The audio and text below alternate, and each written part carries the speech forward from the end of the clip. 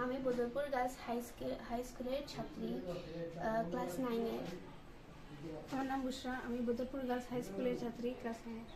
আমার নাম আসিফা ইয়াসমিন, আমি বদরপুর গার্লস হাই স্কুলের ছাত্রী, ক্লাস 9।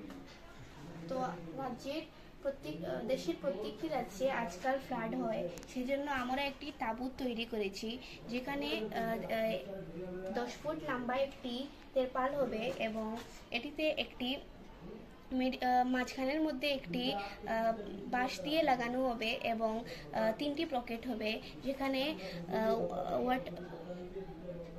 যেখানে ক্যান্ডেল লাইট এবং জল বিশুদ্ধ করার দ্রব্য এবং ইত্যাদি রাখা হবে 3টি পকেটের মধ্যে। এই সুযোগ যদি প্রত্যেকটি ফ্লাডে এফেক্টেড মানুষকে দেওয়া হয় তাহলে অনেক কিছু সুবিধা হবে তাদের।